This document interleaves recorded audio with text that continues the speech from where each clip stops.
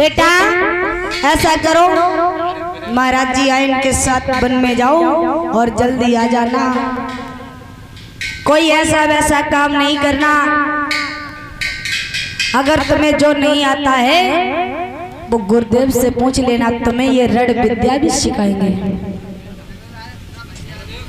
महाराज इतनी बात कहने के बाद विश्वामित्र जी ने राम लक्ष्मण को साथ में लेकर के जिस समय चले,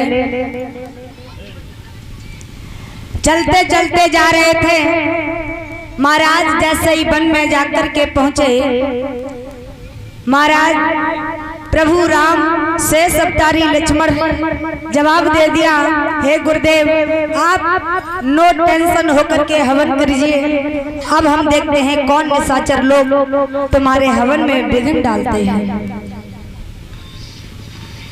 विश्वामित्र जी बैठ जाते हैं हवन यज्ञ को पूरा करने के लिए। महाराज पूजा पाठ कर रहे हैं, तब तक देखा निशाचर लोग भागते हुए आ रहे हैं। जैसे ही भगवान ने दूर से देखा, एक बाण में ही सबको भस्म कर दिया। प्रभु राम लक्ष्मण ने एक ही बाण में सबको भस्म कर दिया, सब जलकर राख हो गए। और महाराज जैसे ही गुरुदेव का हवन पूरा हुआ तो गुरुदेव ने देखा राक्षस लोग मरे पड़े हुए हैं। जवाब दिया, बेटा मुझे तुमसे यही उम्मीद थी, इसीलिए हम तुम्हें लेने के लिए आए थे। महाराज इधर गुरु के आश्रम पर भगवान श्री राम से सप्तारी लक्ष्मण जब रहने लगे, रहते रहते कुछ समय जब व्यतीत हो गए,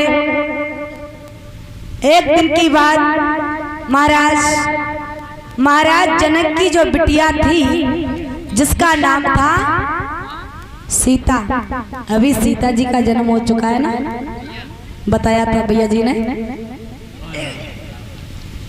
महाराज जनक की बिटिया थी जिसका नाम सीता था, बड़ी सुंदर बिटिया थी। एक दिन क्या हुआ, वर्षों पुराना धनुष रखा हुआ था, वो मैया सीता अपने महल में झाड़ू लगा रही थी। लगाते लगाते वो वर्षों पुराना धनुष किसी के हिलाए नहीं हिलता था। वो सीता जी ने एक हाथ से उठाया और दूसरी जगह पे रख दिया। जैसे ही रखा, एकदम से दरबार में आवाज पहुंच गई, महाराज गजब हो गया। क्या हुआ सुनो। श्री जानकी दुल्हारी सीता ने और बचपन में कौतक दिखलाया।